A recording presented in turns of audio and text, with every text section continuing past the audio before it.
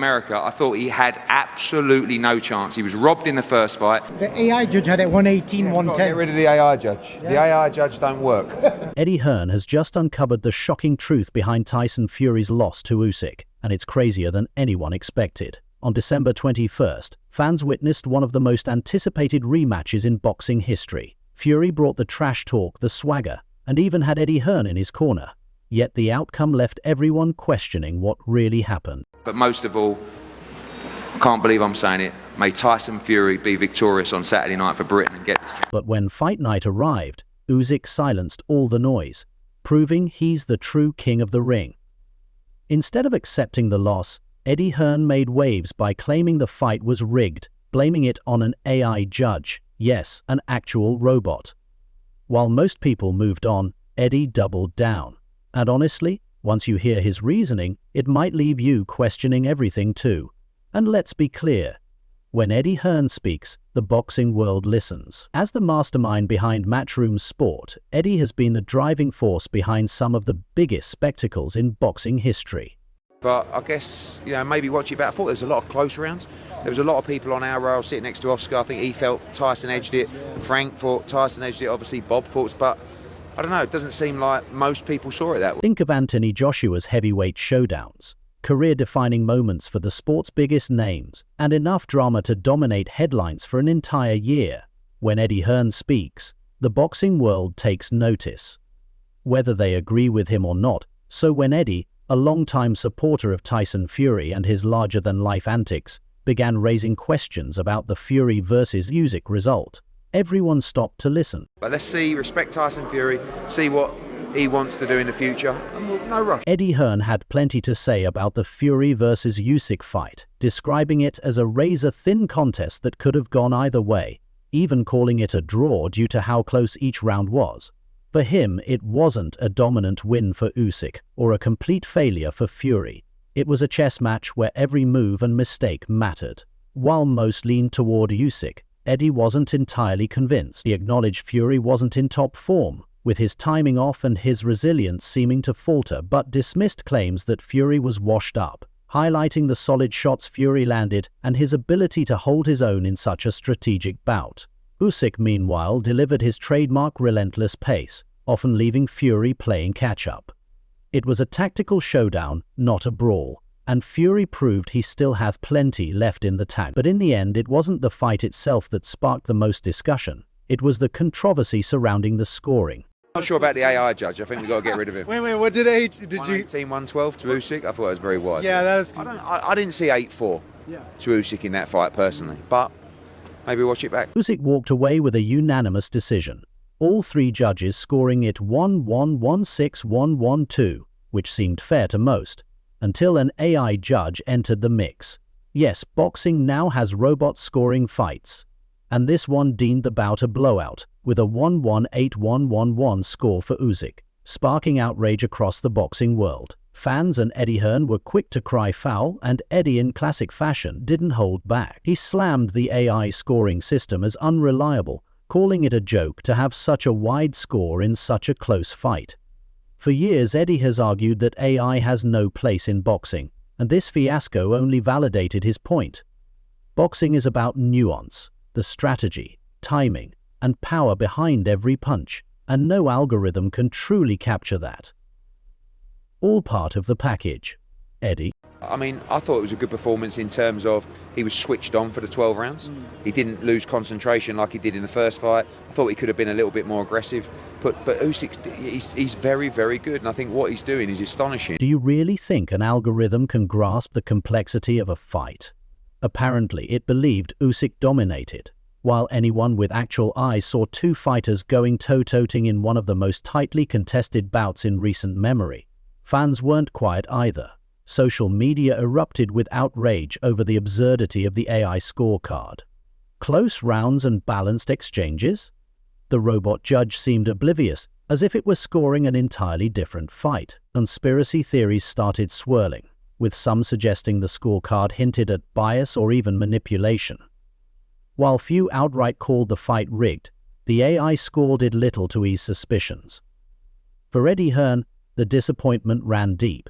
Not just professionally, but personally, as someone who spent years championing Fury and his legendary wins, like schooling Klitschko in his backyard or demolishing Wilder in their trilogy, Fury's loss to Usyk was more than a letdown. It was a bitter pill to swallow. But most of all, I can't believe I'm saying it, may Tyson Fury be victorious on Saturday night for Britain and get this championship. Eddie Hearn expected Fury to shine, to dominate like he had in the past, but instead Fury seemed off. His timing was shaky, his punch resistance wasn't quite there, and while he landed some solid shots, particularly to the body, he couldn't control the fight the way many had anticipated. Eddie recognized the cracks but wasn't ready to write Fury off, not by a long shot. Instead of placing all the blame on Fury, Eddie turned his focus to the bigger issue, the scoring. He wasn't just upset about the AI fiasco, he was calling out the entire judging system. Boxing, he argued, needs judges who truly understand the sport, its context, ring control, the impact of punches, and how fighters adapt mid-bout. These nuances, Eddie claimed, are lost on an algorithm that fixates on punch volume. And he wasn't wrong. Usyk's relentless activity might look great on paper, but Fury's more measured style deserved greater too, something the AI clearly missed. As for Fury, his next move is the million-dollar question, or rather the $100 million question, because his career is at a crossroads. Naturally, Eddie wasted no time weighing in with his 2 cents. But I am backing Tyson Fury, of course. He's the Brit. I've become fond of this gentleman next to me as well, Spencer Brown and the team. And I said before, you're not like, I mean, because he's a good guy. You've got to be kinder to him. He's been your friend for a long time. According to Eddie Hearn, the only fight that truly makes sense for Tyson Fury now is against Anthony Joshua, the showdown British boxing fans have been craving for what feels like an eternity.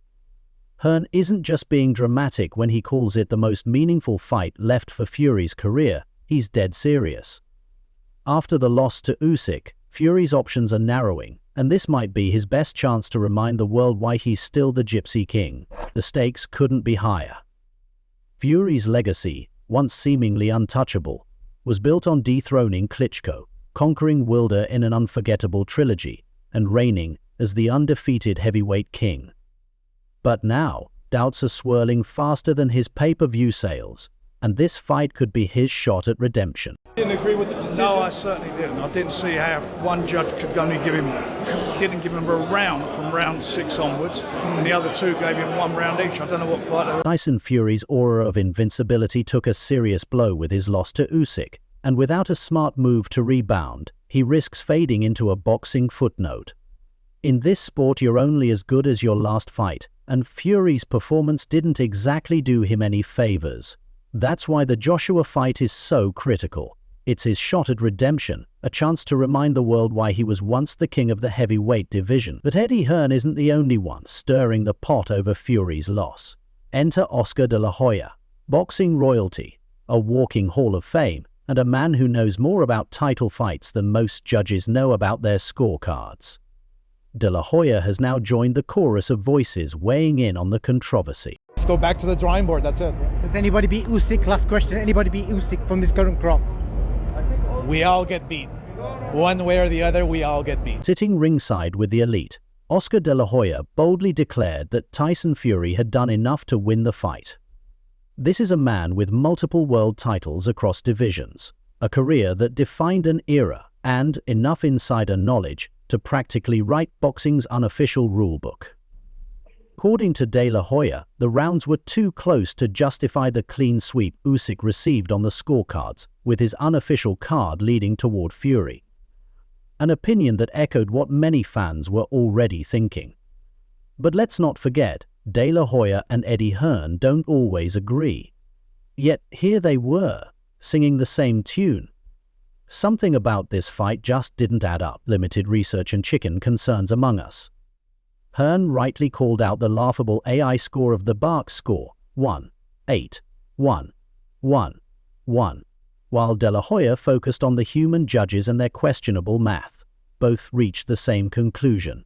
The decision didn't reflect what actually happened in the ring. You want to just come out and, snap and knock somebody out right there and then, but that's where you have to use the psychological warfare on your opponent.